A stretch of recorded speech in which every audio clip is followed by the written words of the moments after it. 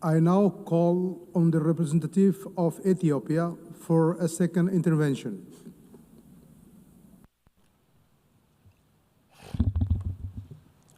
Mr. President, Egypt has once again made additional baseless allegations against my country, most of which are refuted by Ethiopia's previous statements and replies before this August Assembly. The Grand Ethiopian Renaissance Dam is complete, and it was inaugurated on September 9th this year. This is a fact. The dam is generating electricity. It has brought immense satisfaction for Ethiopians, people of the Nile River Basin, Africans across who aspire the continent's development and prosperity, unlike what the Egyptian delegate falsely described in his intervention just now. The dam is also a symbol of resilience and determination in the face of obstacles advanced by Egypt to prevent Ethiopia from getting the financial resources necessary to build the dam. Ethiopians from all walks of life mobilize resources from their own savings to contribute to the $5 billion hydropower project. Ethiopia firmly believes in the peaceful settlement of disputes.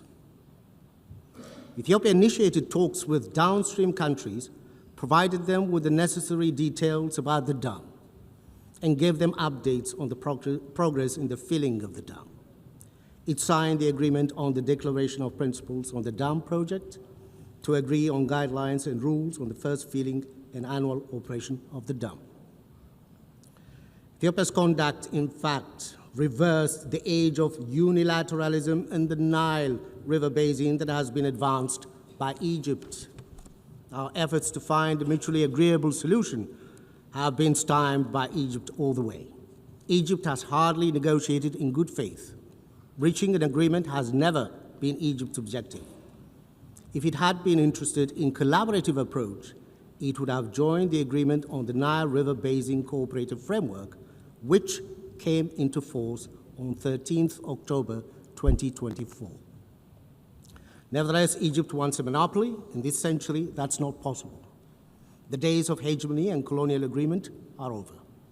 Egypt propaganda must stop its reckless threats. Countries sharing such a precious resource as water are not expected to propagate hostility. If Egypt is interested in genuine cooperation, it will find Ethiopia as a partner.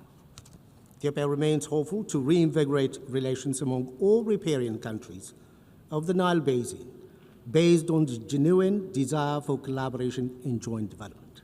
I thank you, Mr. President. Thank you, President. On the representative of Egypt. Thank you, Mr. Chair, for giving Egypt the floor in order to exercise the right of reply against the allegations by the Ethiopian delegation. First of all, our stance regarding the Ethiopian dam is very clear and was stated by our Minister of Foreign Affairs this afternoon in the general debate. The Ethiopian dam represents a unilateral measure devoid of any legal legitimacy, and Egypt stresses that despite all the flimsy efforts to give the Ethiopian dam a false veneer of acceptance and legitimacy, the dam remains a unilateral measure that violates international law and norms and doesn't produce any consequences that would affect the legal system governing the Eastern Nile Basin under international law. Furthermore, the recent Ethiopian actions represent a new violation, adding to a long list of Ethiopian violations of international law, including disregard for the presidential statement issued by the Security Council on September 15th, 2021.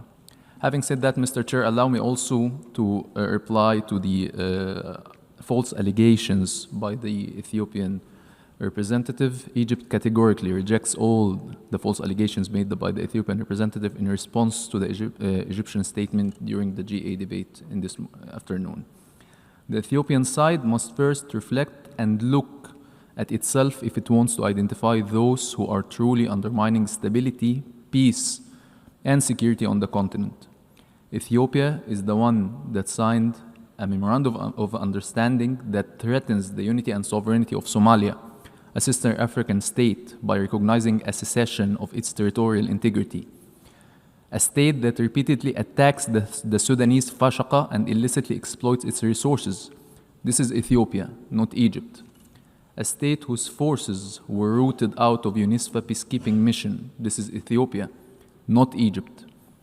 A state that waged a war against Eritrea and sieged it for years and still threatens it by a new war to achieve its delusions of access to sea.